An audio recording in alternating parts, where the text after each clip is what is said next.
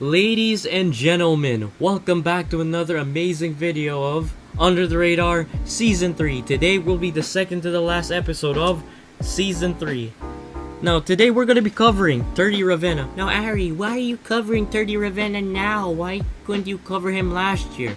Now, ladies and gentlemen, I had a lot of things to do last year. We had the Kai Soto thing, and so much other cool stuff that happened last October. Now, the reason why we're covering Thirdy Ravena today is this weekend, he's gonna battle against Kobe Paras, both on Saturday and Sunday, which is basically tomorrow from when I'm posting this. Now, how did Thirdy Ravena become such an amazing player, a beast of college basketball? How did he become the King Eagle? How did he become a B1 All-Star? Let's turn the clock a bit. Thirdy Ravena was born on December 17, 1996 in Iloilo City, in the Philippines. He actually has the same birthday as my late great coach, Sudan Daniel, rest in peace. He is the son of legendary coach Bong Ravena, who actually played for the UE Red Warriors, and of course was a 1992 PBA Rookie of the Year. And his mom was also an athlete, who was a former Philippine women's national volleyball team member, and who also played in college with the UST Golden Tigresses, Mozzie Crilosloga Ravena. And you already know that this dude, with both of his parents who are a volleyball player and a basketball player in the PBA, you already know this dude is going to have hella bounce. Now, obviously, we know about his older brother, Kiefer Ravena, who's currently playing for the Shiga Lake Stars in Japan, and we also know that he has an older sister, Daniel Ravena, who is currently playing in Ateneo with the Lady Eagles. Now, let's just, forward this thing a little bit, summarize it to the juicy parts. Now, Thirdy, having a 2 years of experience in the UAAP, he led the Blue Eagles to the first seed with a 13-1 record. They once again faced FEU in the semifinals, but they were in the brink of elimination. Despite having a twice-to-beat advantage, they clutched up and faced against LaSalle in the finals yet again. But this time, they were able to win with a 2-1 game record in the best-of-3 final series. Along that, Thirdy snatched the finals MVP honors and grabbing Ateneo's 9th championship. As the defending champions, Ateneo representing the Philippines in that year's Jones Cup. Basically, one of the best super leagues around the world. It's not like a constant member thing, it's just who is going to represent that certain country or that certain place in the world, so you can, compete for money and for amazing clout and experience. Now, expectations were high for Ateneo. I mean, these gentlemen were able to defend themselves with the championship, the college championship here. But after that loss, of the first game of the season, the Blue Eagles, led by Thirdy, were fired up, and their best ending with a 12-2 record. Also, Ateneo faced FEU yet again and won in one game. Thirdy again led Ateneo to back-to-back titles. 10th overall against the UP Fighting Maroons. Thirdy won Finals MVP yet again, the second time in a row, with his historical 38-point performance, smashing Game 2 of the UAAP Finals. For Thirdy's final year in UAAP, he led Ateneo to an undefeated record. There's not a lot of people who've done it. My coach has done it in the NCAA here, but man, Thirdy and Kwame, Will Navarro, and all them amazing ballers there in Ateneo, 14-0, man. That is just dominance. They're able to fully sweep the season, eating everyone alive, which basically gave them an automatic trip to the finals, where they faced against UST, basically the last, UAAP finals that we were able to watch before, the unfortunate pandemic. You already know. Beating them in 2 games for the three-peat for Ateneo's 11th title, showing the pure dominance of Ateneo basketball. And Thirdy yet again winning the finals MVP for the 3rd straight time, first in UAAP history.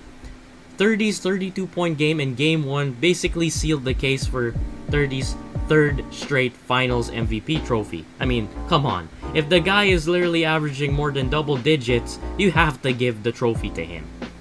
Thirdy has established a legacy for himself as a King Eagle when he wrapped up his UAAP stint with 3 titles, 3 Finals MVP awards. In May in 2019, he put up a final series to remember. He averaged 29 points, 8 rebounds, and 7.5 assists, which is technically nearly a triple-double. The dude is literally like Russell Westbrook. I'm not saying that he's as good as Russell Westbrook, but he plays like Russell Westbrook. I'm not saying that he's as athletic as Westbrook, but he's as explosive as Westbrook, as in the intent, not the skill, not the vertical, but you get my point. I mean, the dude literally influenced me into kind of dyeing my hair blonde, you know? And I can say, he actually looks good with it. He really looks just cool. So I decided, you know what, why don't I try it? I just dyed my hair blonde. And Thirdy is actually one of the biggest reasons why.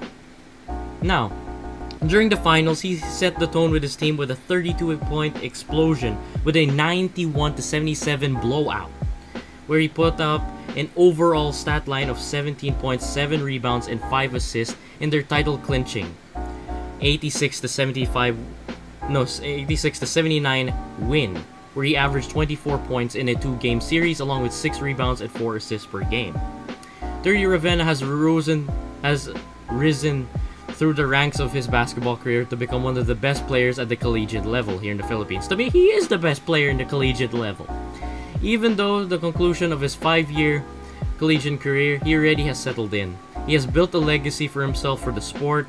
The stats and the awards are a culmination of his hard work and tremendous growth in the last 6 years that he studied in Ateneo. Man, imagine going into the B League with this much achievements. 3-time UAAP champion from 2017 to 2019. 3-time UAAP Finals MVP from 2019 to 2017. 2-time UAAP Mythical Team member in both 2016 and 2017. A PCCL champion in 2018. A PCCL Mythical Team member in 2018. A Flying Oil V Cup champion, which is just a preseason tournament. The PBA D-League champion, which is basically the 2019 Aspirants Cup, the Phil Oil Flying V Cup Mythical Team in 2018, and a College Basketball Awards MVP in 2019. Now, with this very stacked resume, you already know a lot of professional teams wanted him. Now, the PBA actually wanted Thirdy, but Thirdy said, you know what, since there's some, weird business in the PBA right now, you know what, let me just go to Japan. And on June 24, 2020, last year, he signed with the San Ateneo Phoenix of the B League. He's actually the first ever player to be signed in a league's Asian player quota system, which basically involves like non-Japanese Asian imports, Due to the travel restrictions in response to, of course, COVID, Ravena had to actually leave the Philippines in October 2020, but after like a couple weeks, then he could actually, debut, the 2-week quarantine and all that boring stuff. In his debut for the San Ateneo Phoenix, he placed a double-digit scoring effort with 13 points, 3 rebounds, and 3 assists in a 1-point win over Shimane Magic. Now, after his injury, his minor injury during the season, he rejoined the San Ateneo Phoenix, and the team announced that he finally recovered last Christmas, which is basically December 11. I mean, it's close enough to Christmas. Now, in January 2021, Thirdy Ravena has sadly suffered a finger fracture and missed the last 3 months of the B-League season. Now, the good thing for him is he was able to average double digits in 18 games with his first year with San Un. And this is pretty promising. I mean, the fact that this dude has not played professional basketball since late 2019, and he was just training, conditioning himself, but really conditioning for a professional basketball game with time pressure and with people who are just as good or even better than you is different than playing against amongst yourselves, So you gotta cut him some slack here. And of course, he did all this in 22.8 minutes per game. Not only that, he really developed himself into a individual player, Like, when he was in the Philippines, I'd, observe during Ateneo games that he was mostly a slasher. He can play make, but not amazingly well like his brother Kiefer, but he can play make a little bit here and there. But he's mostly a physical player, As what I would tell my family members, my friends who would watch basketball, every time I bump someone and then hit a layup, I always say Thirdy, you know? When people shout out Kobe when they're throwing a shot, every time I bump someone and going for an end one layup, I shout Thirdy. Now, he was just a really physical player. I mean, the dude 6'1", really explosive, just pure muscle. I mean, the dude has swag, he has style, so he literally has the makings of a superstar. You know, he just has to keep punching and developing into the person and the player that he could potentially be in the future. And the fact that this dude, okay, in a finals game wore off-white Jordan 1s, respect to you.